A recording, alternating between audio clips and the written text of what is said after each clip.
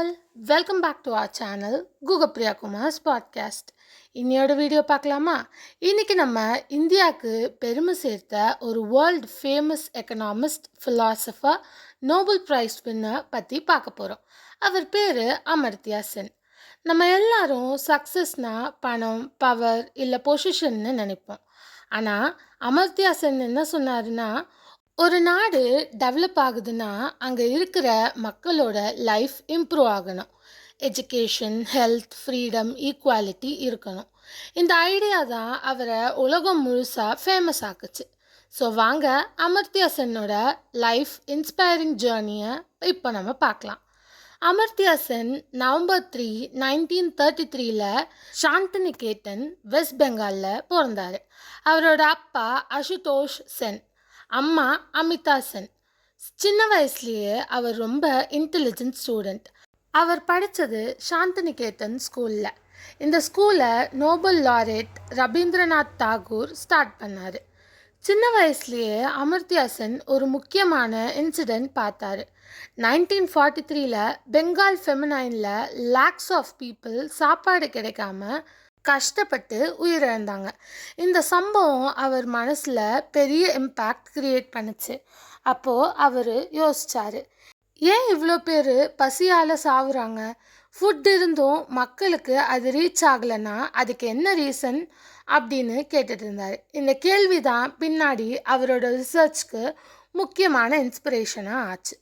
College படிப்பை presidency college கொல்கட்டாவில் economics படித்தார். அதுக்கப்புறம் இங்கிலாந்தில் இருக்கிற யூனிவர்சிட்டி ஆஃப் கேம்பிரிட்ஜில் ஹையர் ஸ்டடீஸ் முடித்தார். எக்கனாமிக்ஸ்னால் பணம் பற்றி படிக்கிறது தான் இல்லை, சொசைட்டி எப்படி இம்ப்ரூவ் ஆகும், பாவர்ட்டி எப்படி ரெடியூஸ் பண்ணலாம், ஈக்குவாலிட்டி எப்படி க்ரியேட் பண்ணலான்னு ரிசர்ச் பண்ணார். அமர்த்தியா சென் சொன்ன முக்கியமான கான்செப்ட் கேப்பபிலிட்டி அப்ரோச். சிம்பிளாக சொன்னால், ஒரு பர்சன் கிட்ட பணம் இருக்கிறது மட்டும் முக்கியம் இல்லை, அவங்களுக்கு நல்ல எஜுகேஷன் இருக்கா, ஹெல்த் கேர் கிடைக்குதா, அவங்களுக்கு ஃப்ரீடம் இருக்கா, அவங்களோட ட்ரீம்ஸ் அச்சீவ் பண்ண ஆப்பர்ச்சுனிட்டி இருக்கா, இதெல்லாம் தான் ஒரு பர்சனோட ரியல் டெவலப்மெண்ட்னு சொன்னார். இந்த idea world leaders, governments, economists எல்லாருக்கும் பிடிச்சிது. United Nations human development index create பண்ணும்போது அமர்த்தியா சென்னோட ஐடியாஸ் ரொம்ப ஹெல்ப் பண்ணுச்சு.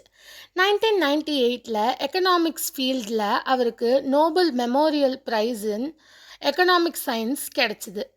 இந்த award poverty, welfare economics, social choice theory, famine ரிசர்ச்சில் அவர் பண்ணின அவுட்ஸ்டாண்டிங் கான்ட்ரிபியூஷனுக்காக கொடுத்தாங்க. இது இந்தியாவுக்கு பெரிய பெருமை. அதுக்கப்புறம் 1999 இந்தியா கவர்மெண்ட் அவருக்கு நம்ம நாட்டோட ஹையஸ்ட் சிவிலியன் அவார்ட் பாரத் ரத்னாவும் கொடுத்தது. அமர்த்தியா சென் பல வேர்ல்டு ஃபேமஸ் யூனிவர்சிட்டிஸில் ப்ரொஃபஸராக ஒர்க் பண்ணியிருக்காரு.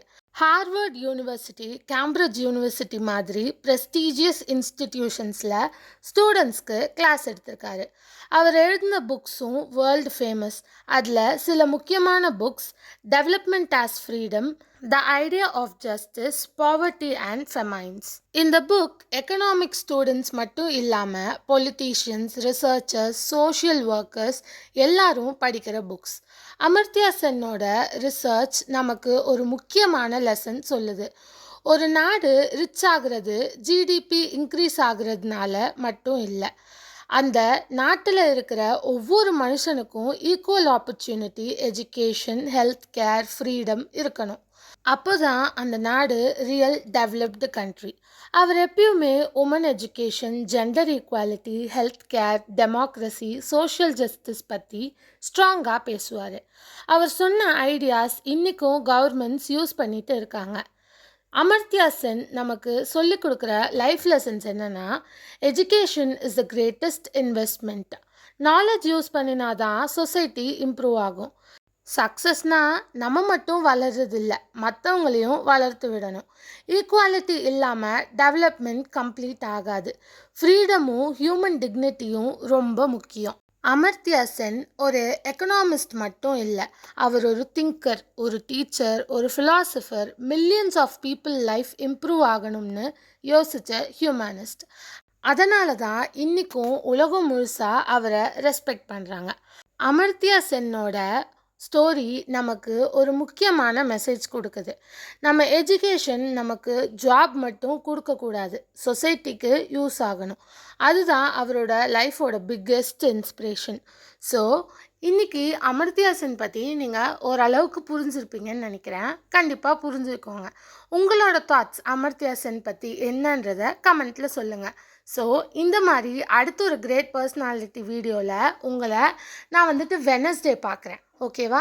வெனஸ்டே நம்ம இந்த மாதிரி ஒரு கிரேட் பர்சனாலிட்டி பற்றி பார்ப்போம். அமர்த்தியா சென் பற்றி உங்களுக்கு தெரிஞ்சதை கமெண்ட் பண்ணுங்கள். தேங்க்ஸ் ஃபார் வாட்சிங். லைக், ஷேர், சப்ஸ்கிரைப்லாம் பண்ணிக்கோங்க. நாளையோட ஸ்டோரி வீடியோவில் உங்கள் எல்லோரையும் நான் மீட் பண்ணுறேன். By guys.